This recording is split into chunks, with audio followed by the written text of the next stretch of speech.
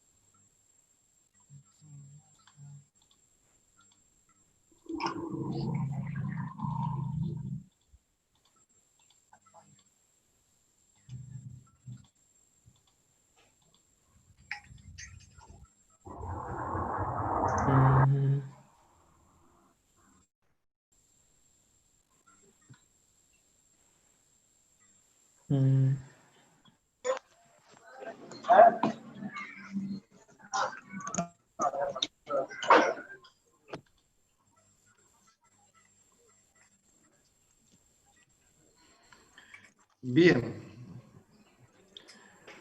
Buenas tardes a todas y a todos. Vamos a comenzar algunos comentarios. Muy probablemente el lunes ya utilicemos Meet, a ver si nos dan la habilitación para poder ingresar a más de 200 participantes, así los inscriptos pueden integrarse todos. Mientras tanto,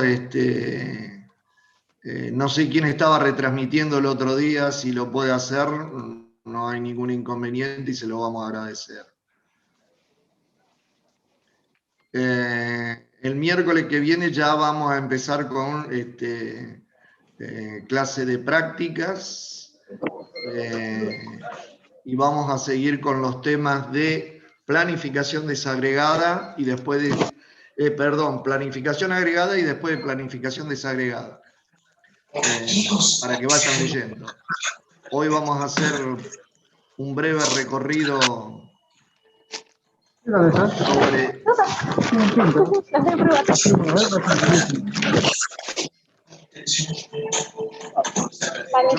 No quiero silenciar los micrófonos, así que traten de hacerlo ustedes, por favor.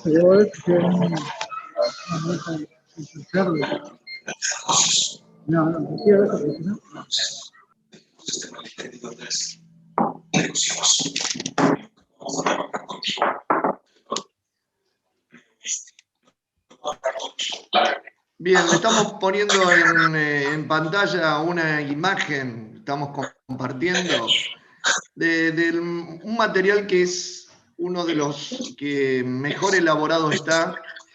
Después vamos a pegar la dirección de la... Que de alguna manera silencien los micrófonos, por favor. Si no van a hablar, habilítenlo cuando vayan a comentar algo. Juan González, ahí veo que lo tenés abierto.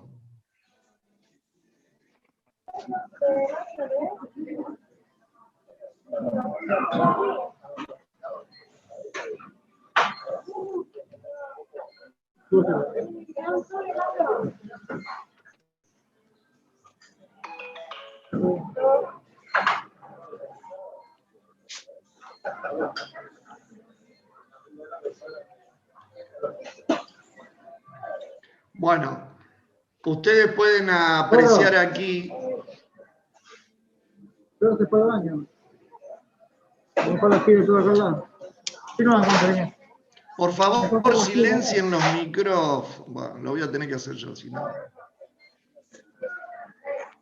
Muy bien, muchas gracias.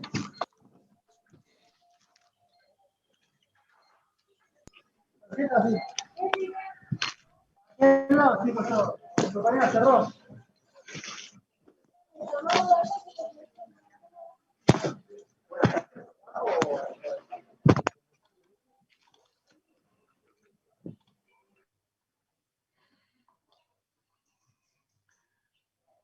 Ustedes pueden ver acá en pantalla un diagrama donde relaciona cronológicamente desde todo lo que tiene que ver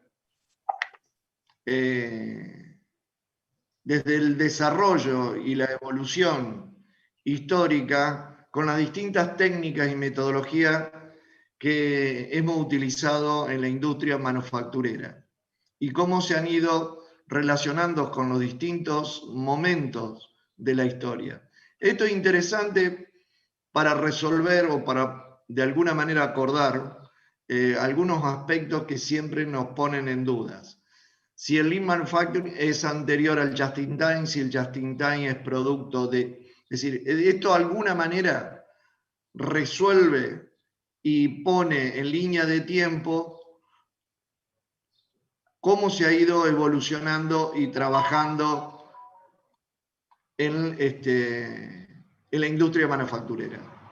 Pueden tener desde el desarrollo histórico del modelo preindustrial y la industrialización, la producción en masa, el consumo en masa, la saturación de alguna manera de ese consumo en masa,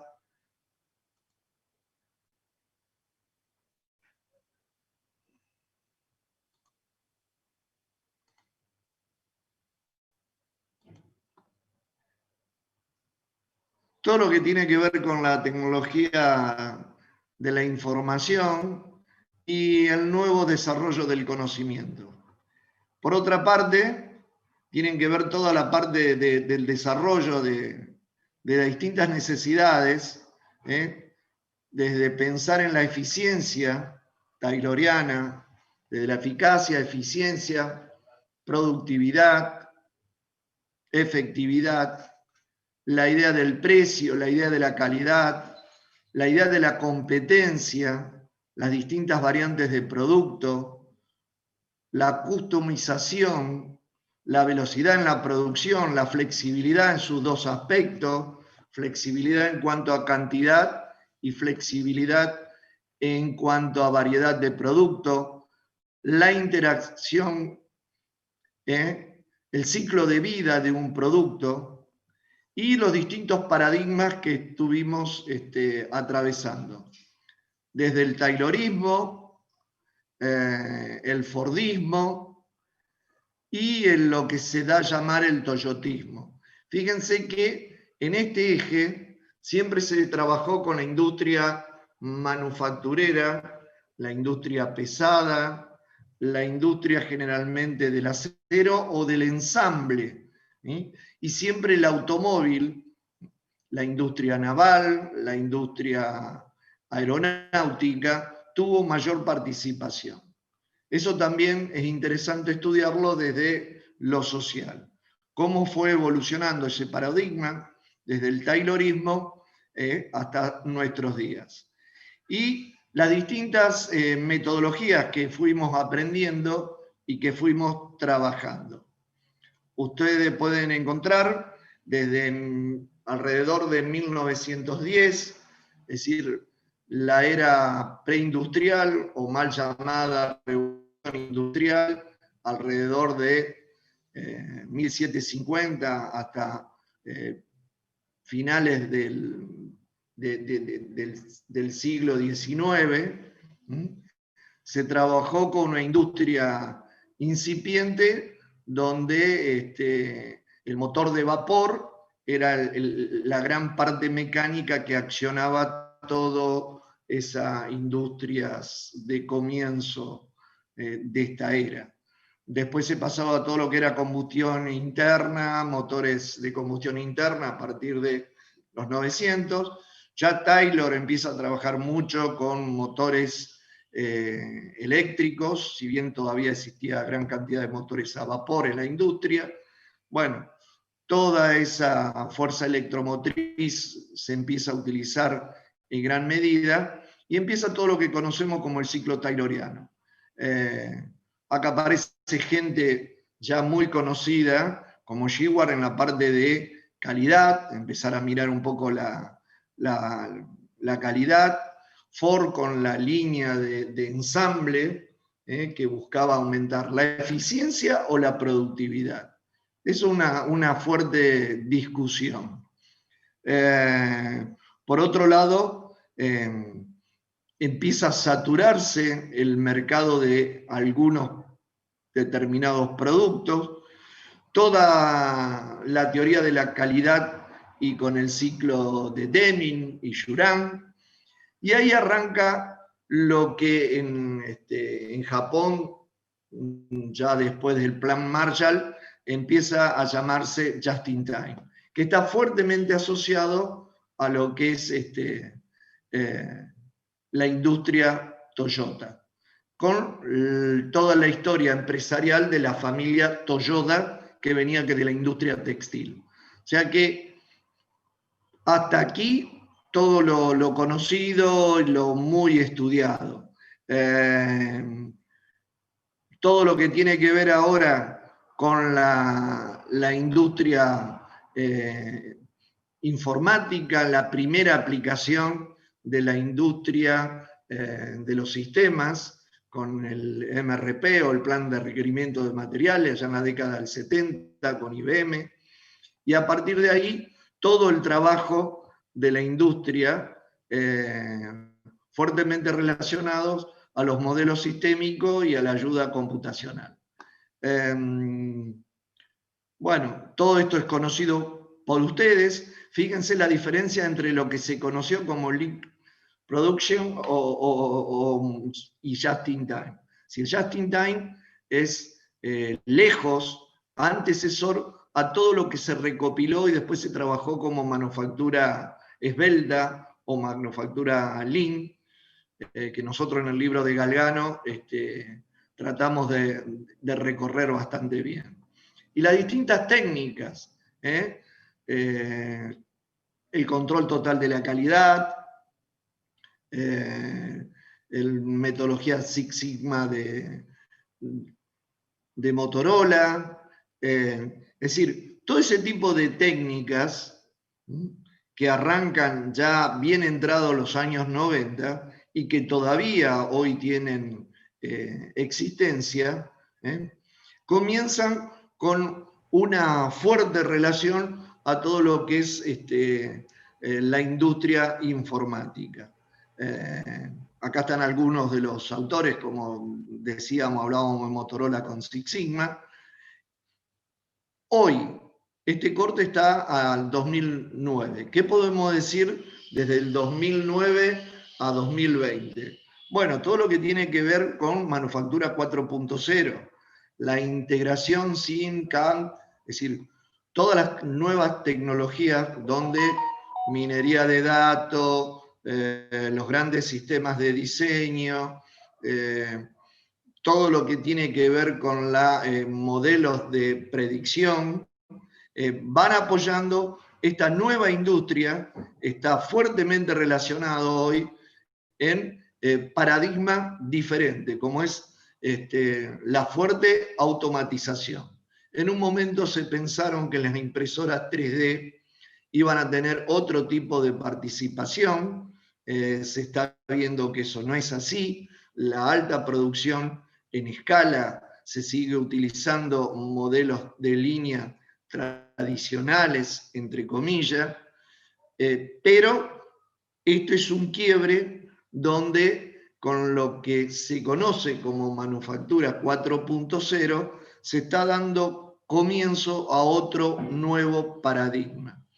Una producción muchísimo más automatizada, donde la cantidad de sistemas robóticos, sean robots de tipo humanoide o no, los exoesqueletos, toda la tecnología que puede colaborar con el aumento de la eficiencia y la productividad se están utilizando. Esto también habla de un fin de otro paradigma comercial que es la globalización, que si ustedes recuerdan un poquito, algo hablamos en el lunes pasado. Es decir, la globalización se está de alguna manera reestructurando o desarmando porque están pidiendo los países centrales, los países que diseñan y son los pilares de las nuevas tecnologías en la producción, de empoderarse nuevamente del trabajo local. ¿Qué quiere decir esto? Que están trasladando a sus países de origen esa industria manufacturera, pero con una baja carga de mano de obra de contacto, es decir, con una alta automatización. Nosotros podemos verlo hoy en un montón de ejemplos donde se están usando autómatas para determinados tipos de tareas que son de carácter meramente administrativas, embalaje, como sistemas muy complejos de construcción y elaboración de productos tangibles. Lo vemos en todo tipo de industria. Eso ha llevado también que la escala con la cual se está trabajando los modelos de automatización ha hecho que los costos unitarios de cada una de estas unidades de producción baje notablemente. Lo que antiguamente un robot en la década, en el 2000, costaba aproximadamente $500.000, uno mucho más eficiente en estos momentos se puede conseguir por $150.000. Obviamente hay que tener escala de producción para atender y trabajar con ese tipo de maquinaria en cuanto a inversión, pero ese aspecto está resuelto. El otro problema que se presenta son los costos de transporte.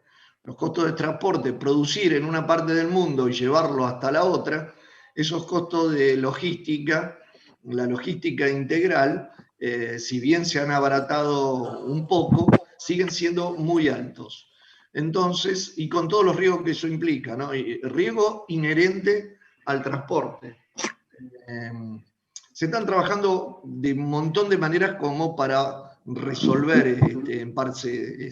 Se están armando tren de barcos transatlánticos que llevan contenedores, de portacontenedores. Es decir, se está viajando con 3 barcos portacontenedores sin tripulación, con una nave tripulada que son drones del mar, como le llaman marketineramente las empresas navieras, pero la idea es bajar costo en el transporte. Sin embargo, hay una decisión de tipo estratégica, tanto de países centrales, como puede ser Alemania, Austria, Estados Unidos, Suiza, de volver a producir en esos países de origen. Son discusiones a las cuales nuestro sector productivo prácticamente no participa en cuanto a grandes inversiones de capital, pero sí en cuanto a algunos gestores y gente que está trabajando en ese modelado. Parte de ese modelado se estuvo haciendo en el país, parte de ese modelado se estuvo haciendo en Brasil, y el mundo de la industria está yendo para ese lado. Una alta automatización, productos customizados, pero el núcleo central es de tipo masivo y se está resolviendo de esa manera. Ahora bien, visto este panorama de cómo nos presenta y cómo fue el pasado, el estudio del pasado en cuanto a las tecnologías, lo que nosotros vamos a tratar de ver en esta materia justamente es, esta materia es una materia tecnológica. Es decir, nosotros acá tratamos de ver cómo la industria trató de resolver o resolvió los problemas que tenía en cuanto a planificar, programar y controlar su producción. Si bien nuestra carrera en general está fuertemente sesgada a los productos tangibles, y dentro de los productos tangibles ese sesgo es muy evidente en cuanto a todo lo que tiene que ver con lo metálico. Hoy en día esas fronteras se están empezando a diluir un poco, y vemos la fuerte participación que tienen otro tipo de industrias. Nosotros vamos a tratar de incursionar un poco en ese tipo de industria. ¿Cómo se planifica y se programa la producción de una industria que produce no tangible? Ejemplo, hay un montón. Puede ser la industria del software, puede ser la industria hotelera, puede ser la industria financiera. Es decir, hay distintos aspectos donde la actividad se debe hacer igual. Programar, es decir, de alguna manera, primero planificar, estudiar la demanda, planificar, programar y después controlar lo que se programó.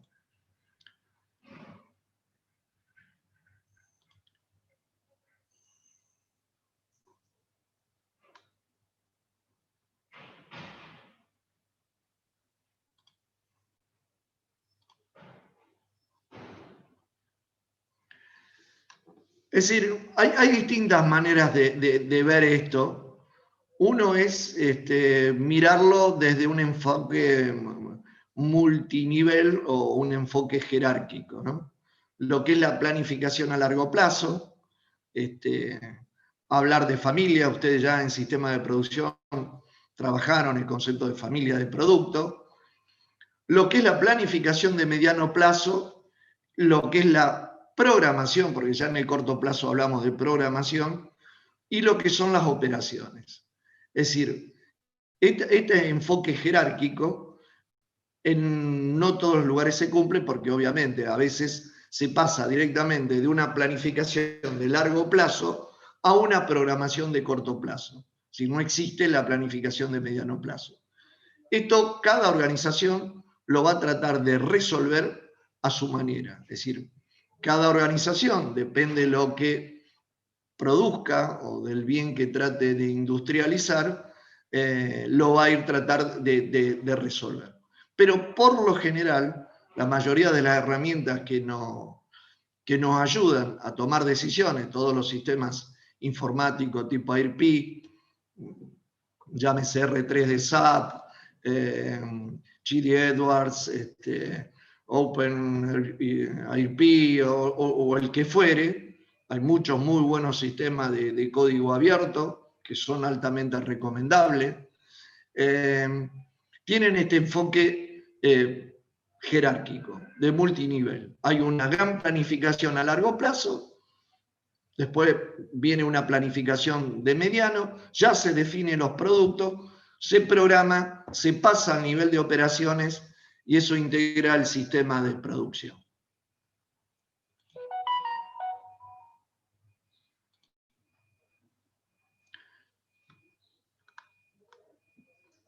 Profesor, Sí. una consulta. Escucho. Cuando habla, sí, ¿podemos ponerlo en años, lo del tema de planificación a largo plazo, mediano y corto?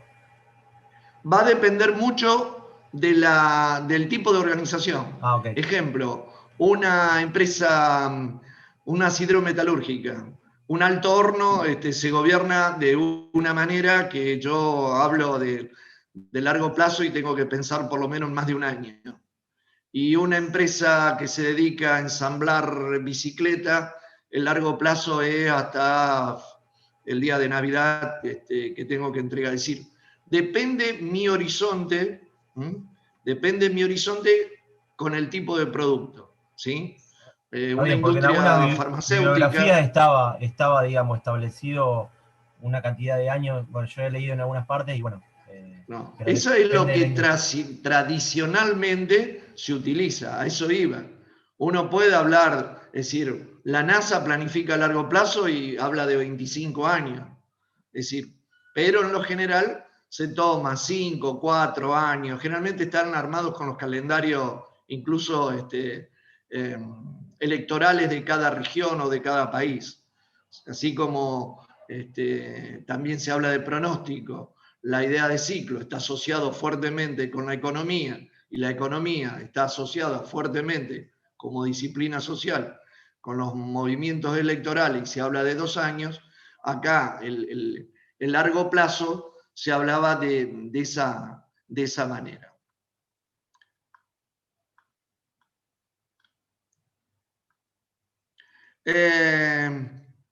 Aquí tenemos verlo directamente como una estrategia desde el mercado, la estrategia corporativa de la organización. Obviamente va a haber una estrategia comercial, una financiera, y la que nos interesa a nosotros tiene que ver con la parte de operaciones. Esa dirección de operaciones que trata de resolver los problemas con todos los actores intervinientes en ese tipo de tarea, va a trabajar en un sistema de planificación, de programación y control. O sea, tiene que de alguna manera planificar, programar y controlar las actividades de personas, unidades de producción, serían las plantas, los componentes, insumos, energía y los procesos que se realizan o que participan ahí. Esto es importante en cuanto a lo que tiene que ver con la automatización, la flexibilidad y la gestión. Es decir, los sistemas clásicos de producción tenían una muy baja flexibilidad, y los modernos sistemas, en los cuales ahora se está trabajando mucho, si bien tienen una alta automatización y una baja flexibilidad. Es decir, acá vamos desde los sistemas clásicos a las líneas automáticas o altamente automatizadas, en ver cómo se relaciona eso de la flexibilidad.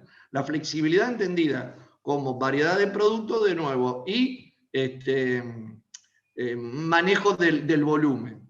¿Sí? Se dice que una planta o una empresa es flexible si puede producir desde un lote a millones de componentes, o puede producir como Yamaha, con la misma planta, desde instrumentos musicales hasta armamento. Es decir, esa es otra manera, otra dimensión de la flexibilidad. Uno tiene que preguntar acá, cuando hablamos de flexibilidad, ¿de qué estamos hablando en realidad? Si en cantidades, yo puedo tener una planta que depende de los módulos que habilite, puedo producir 5 toneladas, 1000 toneladas, 1 millón de toneladas, o estamos hablando de flexibilidad en cuanto a variedad de productos. Bueno, y esto es una relación en cuanto a sistemas clásicos, que uno puede flexibilizarlo mucho más, porque los sistemas clásicos no están muy automatizados, entonces dependen mucho más de la intervención prácticamente humana. Las celdas, los talleres flexibles, las líneas o las líneas automáticas. Si ustedes revisan un poquito algunos videos, nosotros vamos a subir los links de algunos videos para que miren. No sé, hay una planta en Atlanta de Coca-Cola que tiene un horno de vidrio, produce desde la botellita el jarabe y el producto final. Es decir, está totalmente integrada en forma vertical, y está altamente automatizada. Desde que se produce la botella hasta que se llena, el video propone que algo así pasan no más de 26 horas. Es decir, está totalmente automatizada. Lo mismo pasa con las empresas cerveceras, que envasan en latas. Compran la lámina de aluminio, y algunas tienen la máquina directamente en la misma planta, y bueno, elaboran la cerveza, por otro lado elaboran la botella, llenan y tapan, y con una línea muy, muy, muy automatizada. A eso ha hecho que la industria del aluminio, sobre todo a partir de la bauxita brasileña en Estados Unidos, tenga un desarrollo increíble. Si ustedes miran un poco el espesor que tienen las latas de aluminio hoy en día, es muy, muy bajo y realmente son envases de muy buena calidad. Y eso se logra con líneas altamente automatizadas, muy bien estudiadas, muy bien, de alguna manera desde el punto de vista de marketing también, muy bien embellecidas el aspecto exterior y muy bien cuidadas. O sea, esto tenemos que tenerlo en cuenta porque cuando vayamos a planificar, programar y lo controlemos, tenemos que tener en cuenta qué estamos planificando. Si estamos planificando la construcción de un producto con un sistema clásico por operaciones que tiene una baja flexibilidad, cuidado, esto tampoco implica que el producto sea de un bajo valor tecnológico. Ejemplo, los satélites se hacen con un modelo de este tipo, con un sistema clásico. Los reactores nucleares también. O sea que acá tenemos productos muy cuidados, de una altísima tecnología, y por aquí tenemos productos a veces de consumo masivo. Cuidado, también tenemos productos de muy buena tecnología. La industria de los chips o los... todo lo que tiene que ver con ordenadores es totalmente automatizada y sin embargo son productos de muy alta tecnología.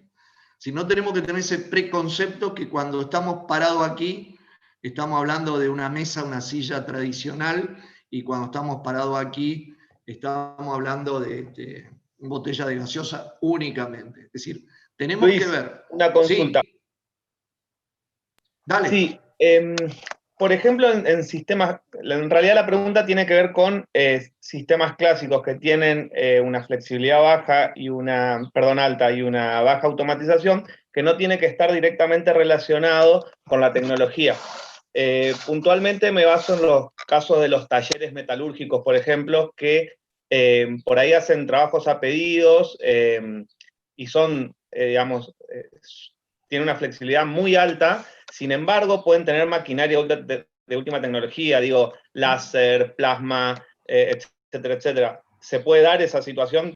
No, es que se da. Vos estás dando el ejemplo. Y por eso hablaba de satélite, hablaba de horno, de reactores nucleares, reactores de polimerización, productos de altísima tecnología. Vos podés entrar a talleres muy sofisticados en Alemania, los talleres que hacen las hélices para los barcos, o la APA para los molinos de todo lo que tiene que ver con la producción de energía eléctrica a través de modelos eólicos, que es una tecnología muy, muy específica y muy moderna, y sin embargo son sistemas clásicos. Es decir, a eso justamente no queremos que se construyan preconceptos, que los sistemas clásicos son sistemas muy básicos, porque son de ese tipo, y que los automáticos, porque uno ve una cadena de robots, sistemas muy, muy prolijos, las líneas que van a una velocidad increíble, el producto, no, es decir, no hay que llevar ese preconcepto. Es decir, bien. Tal vez sea inverso en algunos casos. Planificar una actividad o programar una actividad, como bien vos decís, en maquinaria con corte láser, plasma, tratamientos superficiales, requiere una precisión que a lo mejor en una línea automática, si un lote no responde en cuanto a calidad, bueno, se desecha el lote, se reprocesa o se vende a un valor un poco más bajo o se lo declara segunda selección.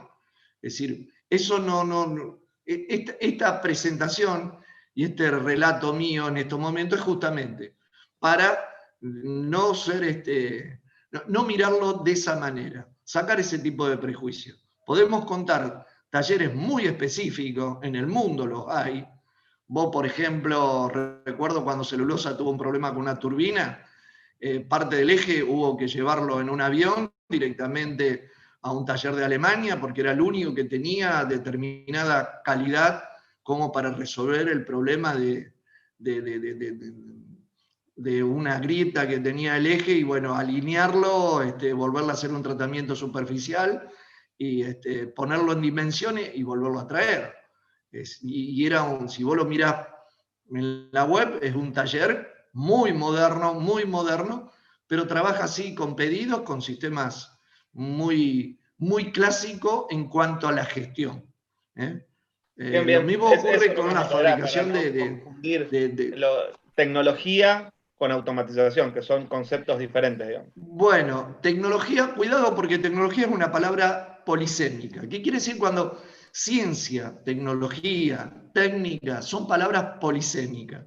¿Qué quiere decir eso? Que depende en el ambiente donde la aplicamos o en el contexto donde lo aplicamos, es el significado que tiene. Yo si hablo de ciencia, puedo hablar ciencia del deporte, ciencia, y sin embargo el concepto duro de ciencia está fuertemente ligado a la física y a la biología.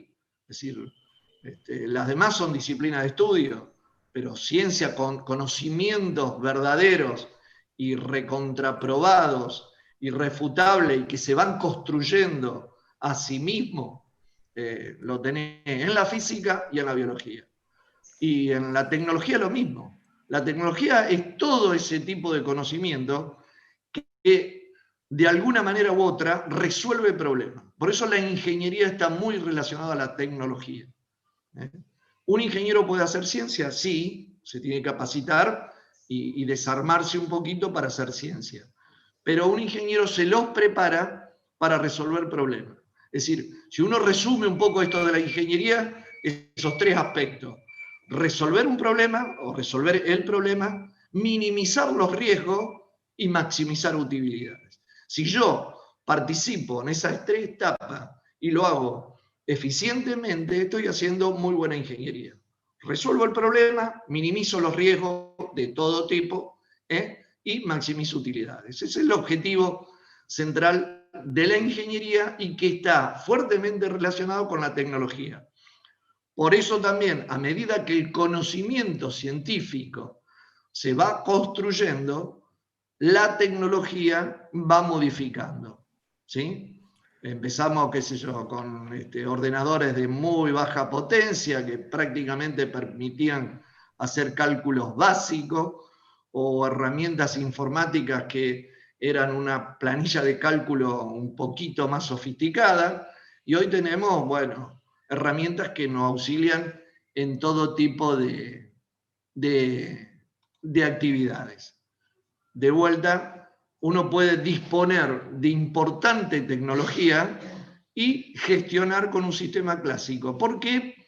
Porque tiene una altísima flexibilidad. Lo estamos viendo ahora con la empresa esta que está, de alguna manera, está trabajando con la parte base de la vacuna de Seneca. Es una empresa que fabrica con la misma planta una serie de productos farmacológicos diferentes y tiene un sistema porque lo conozco, un sistema de gestión de la planificación, la programación y el control básico, porque tiene un sistema básico.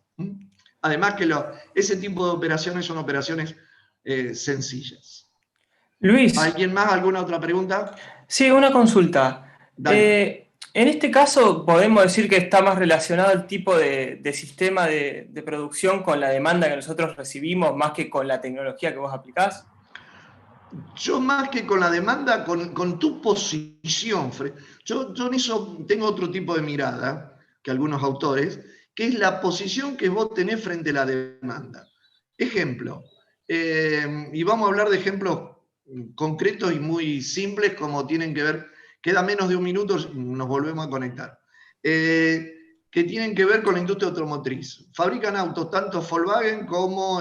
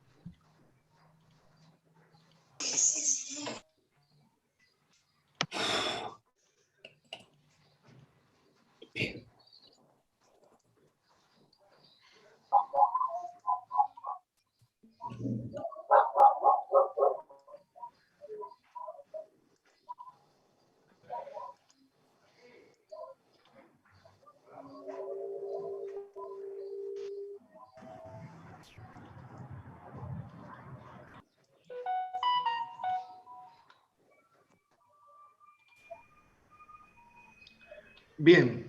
Ese ejemplo, no sé quién había preguntado, pero se puede ver con no solamente con el volumen de producción, sino cómo decide la empresa encarar la producción o cómo administra, mejor dicho, la producción de ese producto esa empresa. Fíjense, Toyota y Ford suministran camioneta. Uno lo hace desde una política tipo just in time, prácticamente muy cercano a lo que debería ser el ideal, y el otro trabaja con otro modelo, un blending, un modelo mixto, donde trata de acercarse a los conceptos del just in time, pero no lo aplica en profundidad. Y sin embargo participan los dos del mismo, entre comillas, mercado, del mismo tipo de producto, y los dos tienen muy buena rentabilidad. O sea que es cómo posicionarse frente a una potencial demanda. Y ahí donde decide cada organización, cada empresa, cómo la va a afrontar.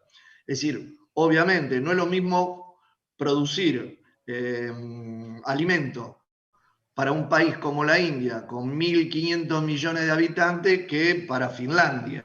Es decir, uno tiene que ver qué cuota del mercado quiere y cómo va a anticiparse a ese tipo de demanda. Y en consecuencia, cómo va a planificar, va a programar y por ende va a poder controlar. Claro. Está bien. Gracias. No, de nada. Esto lo vamos a ver también bastante, que tiene que ver con los sistemas de gestión, como el sistema físico. El sistema físico tiene que ver con la gestión de los materiales, la gestión de todos los recursos, no solamente los materiales. El financiero es un importante recurso a tener en cuenta en el momento de decidir la producción. ¿Cómo son los sistemas de almacenamiento y cómo son los sistemas de producción? ¿Cómo es el seguimiento de esa producción, ese control? ¿Cómo trabajan la gestión de los datos comerciales y de los datos técnicos? Díganme en cuáles de todos estos aspectos la ingeniería industrial no está presente.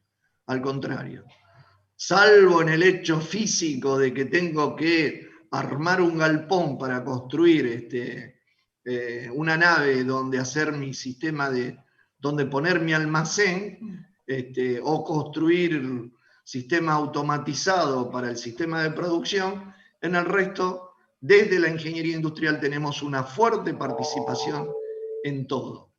En algunos un poquito más fuerte que en otros, pero la formación apunta a poder trabajar tanto en aspectos que tienen que ver con el sistema físico como el sistema propiamente de gestión. Nosotros vamos a centrarnos fuertemente en esta parte. En la gestión de datos técnicos, ustedes parte lo vieron en el sistema de producción y en estudio del trabajo, toda la parte de hoja de ruta, métodos y tiempo, tipo de operaciones. En la parte comercial, bueno, algo se ve en la carrera relacionado con la parte de comercialización, pero hay una fuerte valoración a veces desde lo comercial. Las técnicas de almacenamiento, yo los invito a mirar cómo almacena eBay, por ejemplo, sus productos, y van a ver que la función objetivo que tiene eBay en sus almacenes no es como la pensaríamos nosotros. Nosotros pensaríamos, es más, desde una visión un poquito antigua, tal vez podríamos decir todos los libros colocados de la misma manera, los del mismo peso, los del mismo tamaño, por tema. Y sin embargo, el sistema de almacenamiento de eBay, la función objetivo que tiene el sistema robotizado, el sistema automatizado, es optimizar el uso del espacio. Ustedes pueden encontrar un botellón de shampoo al lado de un par de unidades de memoria rígida, al lado de una herramienta, es decir, el estante, el anaquel, la posición, traten de maximizar el uso, o sea, minimizan el espacio ocioso. ¿Por qué? Bueno, porque tienen un muy buen sistema de control que recuerda o que mira y mide dónde tengo espacio qué volumen tiene este producto, qué frecuencia y rotación tiene, y entonces lo coloco allí. Mírenlo, son videos bastante interesantes porque está hecho por gente que modela matemática y que tienen claro que la función objetivo ahí es el de optimizar el espacio. Es decir, un almacén vale por los metros cúbicos que tiene utilizado y su productividad está dedicada a ello. En cambio, uno trataría de ordenar como se enseñaba antes, hace 25 años atrás, era lo más pesado abajo, por tipo de producto, todos los ferrosos juntos, todo lo material de polietileno junto, todo lo que sea papel y cartón junto, todas las herramientas por un lado. Bueno, hoy en día eso cambia la lógica de trabajar en un sistema de almacenamiento. Pero, de vuelta, todo aunado a poder disponer en estos momentos de un excelente sistema de gestión de las existencias. Bueno, el objetivo, cuántos productos de cada tipo deben fabricarse, cuándo se lo debe fabricar, cómo organizar la fabricación. La información básica es redundante de lo que se debe tener. Este es el enfoque de mujer. La planificación a largo plazo, ya en estas nuevas diapositivas no le ponemos fecha ni plazo porque va a depender de la industria. Me estoy recordando en estos momentos que John Deere con una empresa como CAS no producen, entre comillas, están en el mismo negocio, digamos, y no se manejan con los mismos horizontes de planificación. Una es de origen americano, la otra de origen alemán, tienen maneras de ver el negocio diferentes y planifican de forma diferente. Niveles de decisión, y acá sí tiene que ver con una palabrita que no es muy feliz, pero se utiliza, que es el decididor. Esa persona que tiene que tomar decisiones. Y de vuelta, las decisiones que vamos a tomar desde la ingeniería son decisiones de tipo racional. Sin embargo, sabemos que el mercado o el grueso de los humanos, afortunadamente a veces, nos manejamos de otra manera. Pero nosotros vamos a ver el tipo de decisión según el nivel, en forma racional. Hay un horizonte para... Y esto también un poquito de cuidado, ¿qué implica? Y si una decisión es reversible o no. Toda decisión es reversible hasta que no se transforma en acción. Yo puedo decidir algo, pasa por un proceso de influencia. Nicolás Ayala me dice, no, mirá, no lo hagas así, yo conozco otra industria que está usando de esta manera. Entonces reviso mi decisión y hasta que no lo transformo en acción, puede ser reversible. Es decir, son reversibles, son decisiones. La que no es reversible es la acción. Una vez que la tomé, ya está. Pero ese periodo, ese horizonte de decisiones, puede haber muchas idas y vueltas, muchas revisiones, pero obviamente todas tienen que ser a nivel organizacional, tienen que ser fundadas. Lo que sí, no puedo pasarme gran parte del tiempo en un loop donde las decisiones van a ser siempre revisadas, siempre revisadas, siempre revisadas. No, tiene que haber en un momento donde decida o tome justamente la decisión de aplicar una acción. Bueno, el horizonte de planificación y los periodos que se van, se empiezan a revisar. Y después el periodo agregado donde uno empieza a trabajar de otra manera. Una consulta, en función del nivel que ocupe el decisor, digamos, o el que toma la decisión, ¿cuál es el tiempo? O sea, eso también va a depender del nivel, digamos. Depende del tipo de negocio. Y del tipo de negocio y de tipo de negocio, de qué tipo de negocio. Ejemplo, de vuelta, un alto horno, yo no puedo tomar una decisión de decir, bueno, decido cargarlo para hacer tal aleación y chao, lo cargué. Podré corregirlo, pero una vez que está cargado y trabaja en forma continua. En cambio, yo puedo tener una fábrica de bicicleta y tengo todos los cuadros y viene un pedido fuerte de una empresa X y me dice, necesito, no sé, 3 millones de bicicletas que sean de color verde agua. Y bueno, ahí sí, tengo los cuadros, había decidido pintarlo de otro color, pero bueno, voy y lo repinto o los pinto de ese nuevo color. Es decir, esto no hay reglas fijas, sí lo que hay son etapas. Es decir, cronológicamente o en el tiempo que demanda, bueno, dependerá del tipo de decisión que vaya a tomar o el tipo de acción que eso implique, ¿sí? Ok, gracias. Una vez que vos pusiste en marcha el pantógrafo y entró a cortar, entró a Sí, no tenés cortar, vuelta es una atrás. acción. Ahora, yo puedo decidir si voy a cortar para hacer, no sé, supongamos que fabricamos tableros eléctricos, hacer 1000 tableros para 60, 40, 15 y ya prácticamente lo largo a la parte de operación, viene la gente de compra, che, parece que va a entrar un pedido grande de tal, bueno, dice, esperá unos días, operá un par de horas antes de cortar la chapa porque puede ser que esa orden de trabajo, bueno, es decir, va a depender del tipo de producto y del tipo de organización. Hay organizaciones europeas que son muy duras a cambiar planes y mucho más programas. Son organizaciones de origen austríaco, alemán. Generalmente los europeos son un poco más, menos flexibles en eso.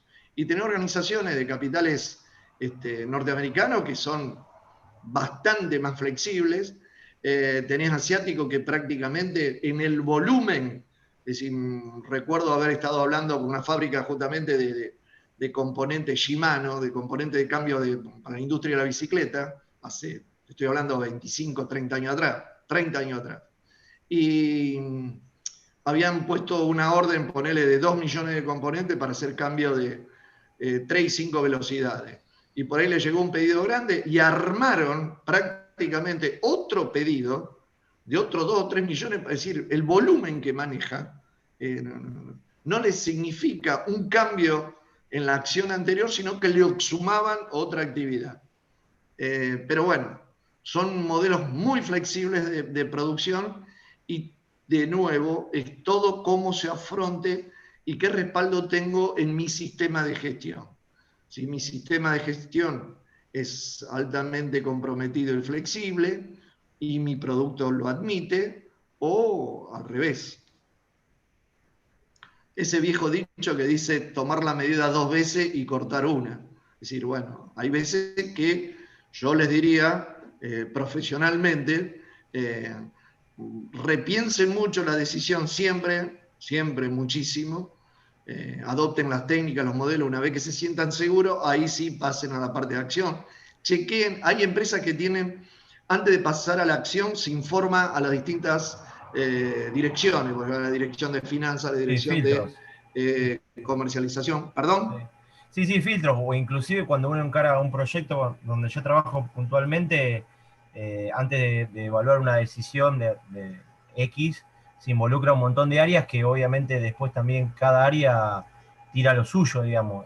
Claro, pero entonces, eso... todo eso se pone en la mesa y se discute, digamos. Sí, pero eso hay que discutirlo antes. Acá ya estamos pensando que la decisión ya está adoptada y se va a pasar a la acción. Es decir, cuando uno dice, esperá que voy a frenar, y ya avisa todo, miren que estoy frenando. Es decir, bueno, avisa y se compromete. A partir del día de mañana ya entramos, la línea de producción 4 entra en servicio de acuerdo a la decisión tomada en la reunión del directorio. Se le informa a todo el mundo porque algunas organizaciones tienen el botón rojo donde en ese momento deciden, no, pará, espera.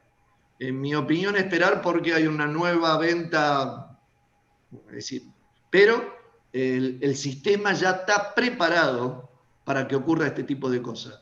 En nuestro país, sobre todo, y en nuestra industria, eso, Nicolás, que caminó mucho la provincia y conoce mucho de PYME, lo vio mucho, son muy poco proclives, también por el tipo de vida industrial que hemos tenido, a tener sistemas de gestión preestablecidos y a tener procedimientos. Es decir, la mayoría trabaja en forma bastante con intuición y con decisiones que son poco documentadas.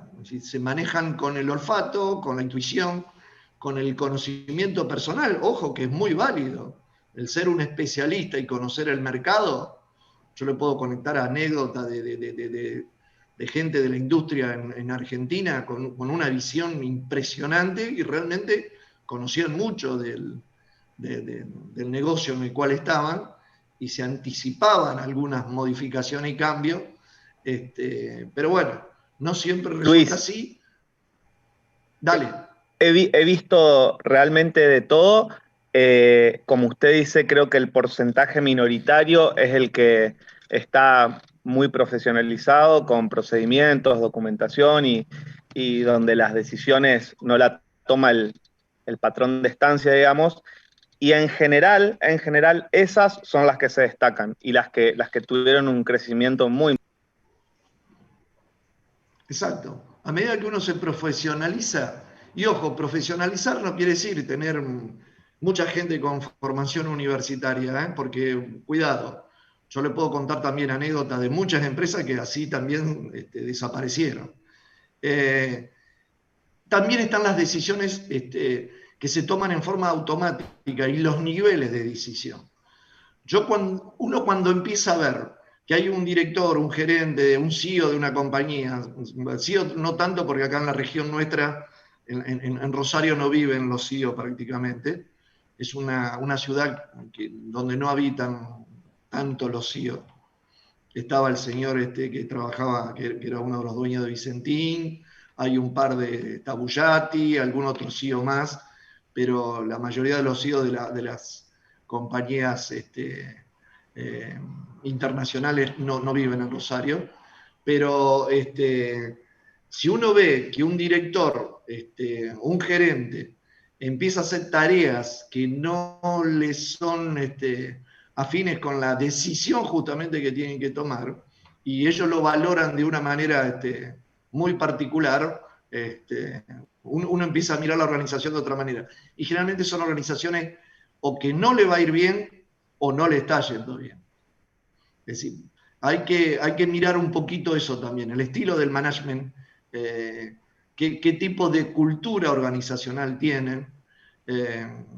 Uno puede, en el mundo está muy claramente definida el management oriental, el oriental japonés que está ahora muy cerca del occidental americano, el management americano, el management europeo, el management nórdico, y el management latinoamericano, que si bien hay mucha diferencia entre un directivo de una empresa en Chile o en Argentina o en Brasil. Es decir, hay bastante diferencia. Hablando de eso, hace poco cambió el CEO de Asindar, por ejemplo. Se fue el anterior y hay un nuevo CEO en Asindar. Bien, acá también la autonomía que se tiene en los niveles, y que cada nivel tenga la capacidad de tomar decisión. Uno no puede estar... Disculpe, antes de avanzar, no me quedó en clara la diferencia entre horizonte de decisión y horizonte de planificación. Claro, porque vos cuando planificás ya tiene que estar tomada la decisión, ya tiene que estar tomada no la decisión, la acción. Porque si no, ¿qué planificás? Vos tenés un periodo donde vas a tomar una decisión, lo transformás en acción y empezás a planificar. Son estadios diferentes, por lo tanto son periodos diferentes. Vos podés tomarte un tiempo como industria, pensar, somos una industria que fabrica maquinaria para el agro. Nos tomamos 2 meses para evaluar distintas decisiones, a ver qué maquinaria vamos a entrar a fabricar en el 2022, porque el plan y la programación para el 2021 ya la hicimos. Es decir, estamos pensando y nos estamos anticipando. Una vez que tomamos esa decisión, que la transformamos en acción, este va a ser nuestro plan, ejecútenlo, ahí sí empieza a correr el tiempo de la planificación. La decisión a ese nivel está a cargo de la cumbre estratégica. Y la línea media, acuérdense de Mixberg, la línea media empieza a tomar ese tipo de decisiones. Bueno, vamos a ver el plan. Si vamos a ensamblar, digo cualquier ejemplo, tantas cosechadoras, necesitamos tantos motores, los motores hay que fabricarlos, nos lleva un lead time de tanto tiempo, entonces empieza todo el plan. El plan de requerimiento de material, el plan de requerimiento de recursos, el plan de capacidad. Y una vez que el plan cierra, ahora lo vamos a ver, ahí empezamos a programar. Que ahí sí, cuando empezamos a programar, ya es difícil volver hacia atrás. Bueno, este también tiene que ver con los niveles de decisión, es decir, y la planificación. Un nivel de decisión bajo en cuanto a periodos, porque no me lleva mucho tiempo, es decir, a ver, un ejemplo, ¿qué tipo de cubierta le ponemos a este tractor? Dunlop, Firestone, Pirelli, analizamos proveedores, vemos, y bueno, después planificamos, tiene que ver con el nivel de decisión que hemos tomado. Decisiones muy importantes, tienen que ver con horizonte de planificación también más pesado, más largo. Ustedes piensen que esto que nosotros lo vemos como una materia, en muchas organizaciones es una división. Por ejemplo, General Electric tiene la división de planificación, programación y control, el PPSP. Lo tiene. Ellos lo ejecutan y lo usan de esa manera. Bueno, planificación de mediano plazo, analizar de alguna manera la demanda, los costos, la limitación de los recursos, y sacar el plan y stop. Ahora también tenemos que acordar otra cosa que ustedes ya han visto, pero reafirmarlo. Uno puede fabricar a pedido o contra stock. ¿Sí? Son las dos grandes posibilidades.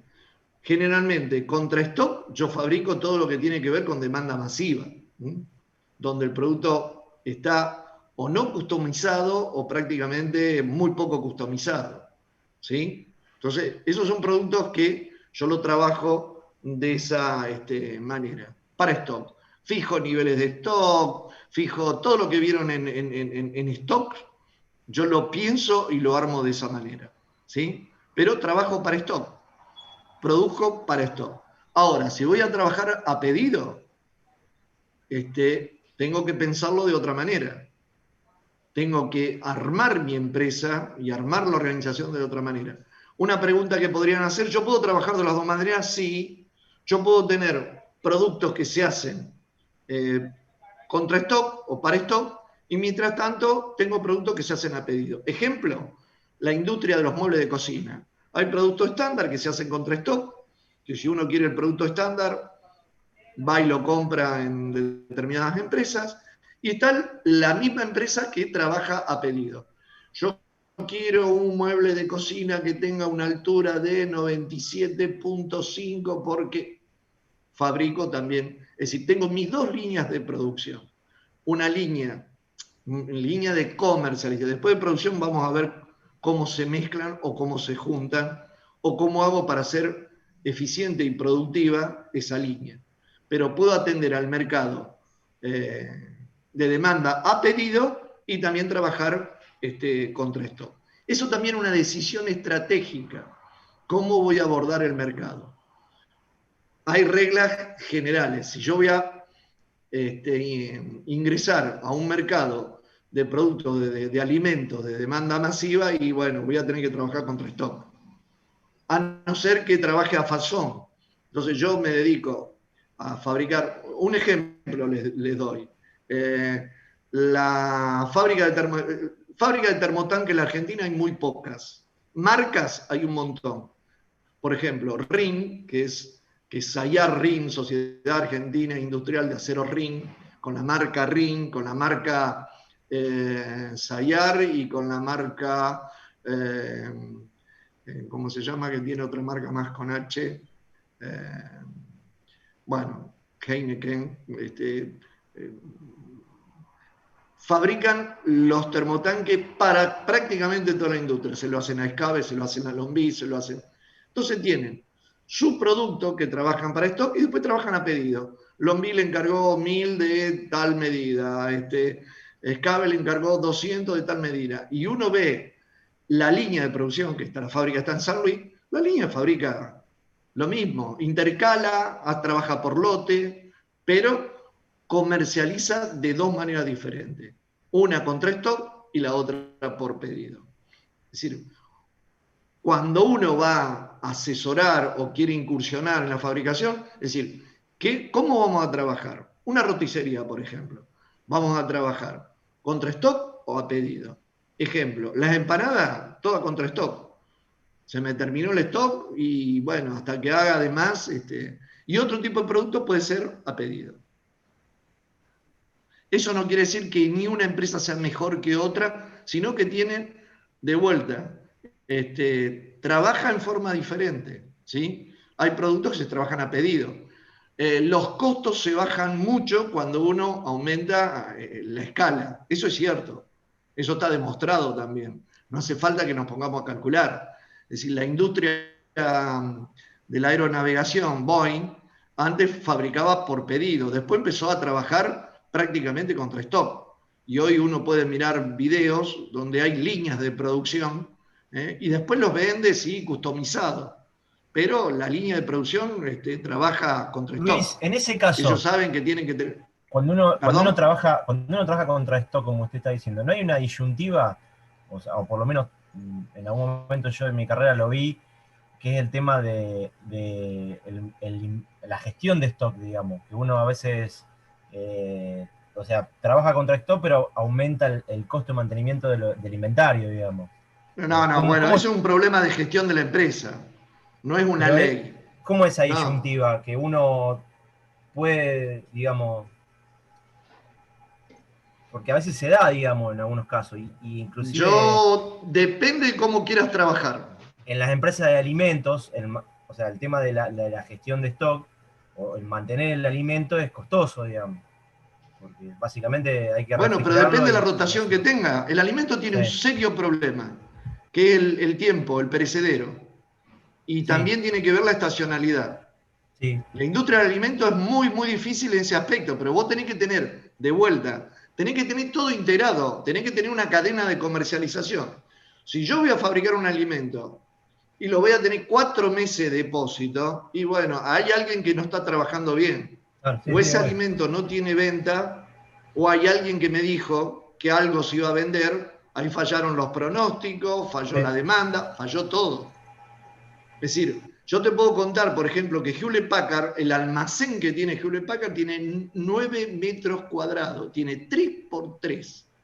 Sale el producto, se arman los racks, cargan el camión de culata, lo meten arriba del camión y directamente salen para los distribuidores. Es decir, tiempo, costo, y son productos de demanda masiva y producen contra stock. Pero, es decir, hay una serie de artículos, una serie de formas de trabajar, armar los almacenes fiscales, es decir, hay una manera de trabajar. Vos fijate que muchos usan los camiones, el transporte como almacén. La industria del aceite comestible. Lo meten arriba del camión y mientras está viajando, ya están decidiendo, a ver, le encuentran un comprador. Es decir, en esto hay mucho de expertise de la organización. Nosotros nos vamos a enfocar, damos ejemplos para ver y que ustedes construyan la idea. Pero nosotros vamos a hablar de la gestión, cómo se hace para planificar, para programar y controlar. Bueno, los niveles agregado o el nivel desagregado, que también vamos a ver que se le llama plan maestro o programa maestro. Estos son los temas que siguen. Para el próximo lunes, por favor, leer el plan agregado, es decir, planificación agregada de la producción. Y después vamos a pasar a plan desagregado de la producción.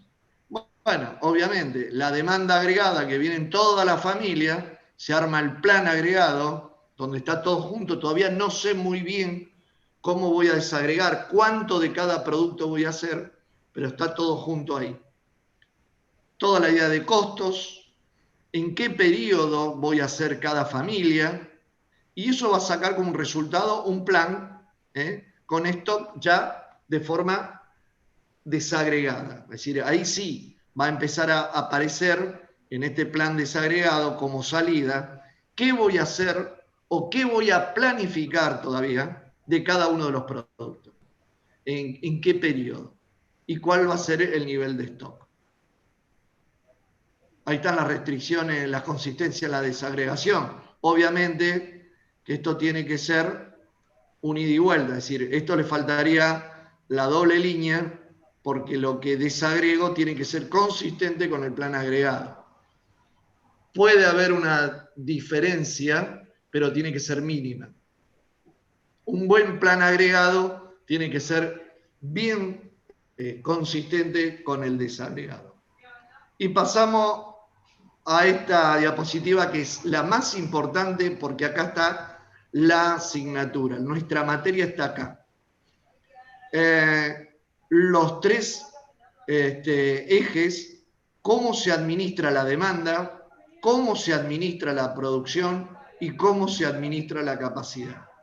Son los tres ejes fundamentales para tener en éxito en un sistema de manufactura, un sistema de producción. ¿Cómo planifico la demanda? ¿Cómo voy a planificar la producción? ¿Y cómo voy a hacer lo mismo con la capacidad?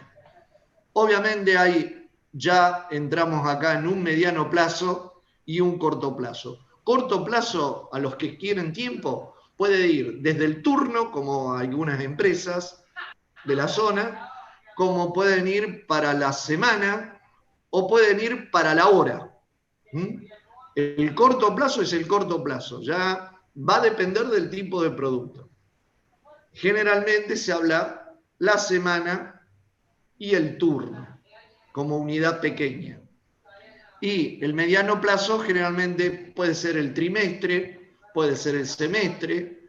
En procesos de producción muy complejos o que tardan un tiempo tecnológico muy avanzado, puede ser el año, acá en mediano plazo. Los pronósticos de demanda agregada y los pronósticos de demanda de artículo en firme, los que son del plan 2014 ya lo vieron en operativa 2. Nosotros acá vamos a usar esa información. Los del plan 99 van a ir construyendo ese conocimiento que aprovecho para decirle que esta semana ya vamos a poner los sitios donde está alojada la forma, en los canales de YouTube, donde están los videos para ver toda la parte de práctica de pronóstico. Y la planificación de los requerimientos de distribución, el famoso PRD, el plan de requerimiento de distribución, que tiene que ver con la logística y con la distribución. Esto está todo asociado con la demanda. Yo hago un pronóstico de la demanda agregada, es decir, cuántas toneladas de galletitas de chocolate se van a consumir el invierno que viene. Después ya empiezo a trabajar en firme, bueno, cuánta de tal producto, cuál de otra, cuadrito, chocolina, la otra mezcla, cuánto de cada uno en firme, y después voy a pensar en cómo abastezco a los centros de distribución y armo el plan de requerimiento de distribución. Por otro lado, empiezo a administrar la producción. Con esta información, y empiezo a hablar de la planificación agregada de ventas o operaciones, todo junto, ¿sí? Lo que pronostiqué, las ventas en firme que puedo llegar a tener, y también con el dato de los recursos. Por eso se hace, y esto es una pregunta que hacemos siempre en examen, ¿por qué se hacen al mismo nivel? En el mismo nivel tenemos que tener pronóstico, planificación agregada de la producción y planificación de los recursos. Porque son tres momentos y tres informaciones que si no, no puedo avanzar en cómo planificar, cómo administrar correctamente la producción. Tengo que tener idea de la cantidad de recursos, tengo que tener idea de cuál es la cantidad demandada y de esa manera voy a armar una planificación. una planificación que muy probablemente tenga una capacidad pensada en forma infinita.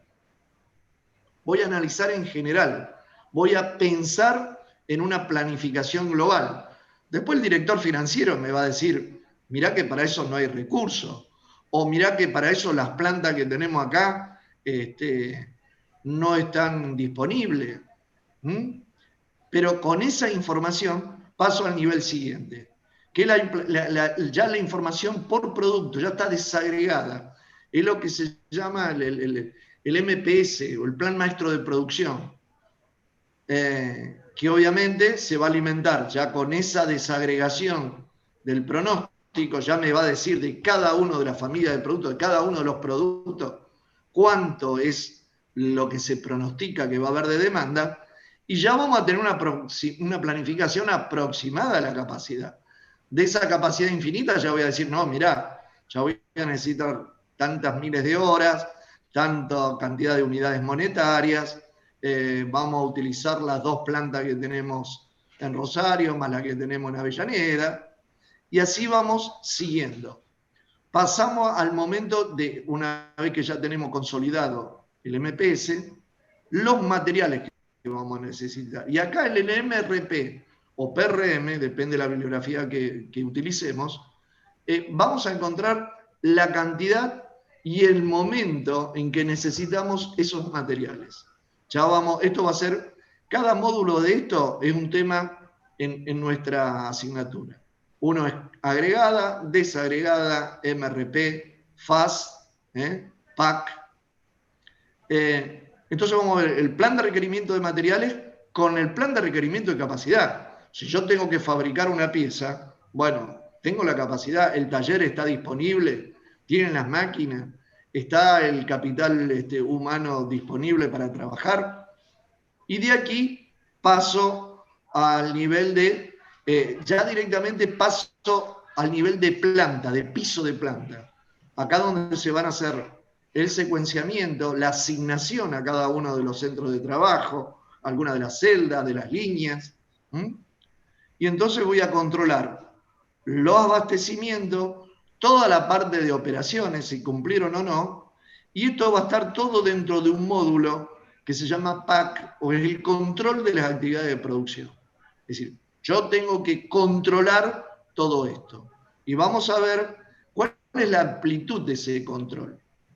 Esta es la materia, hasta acá nos vamos a quedar.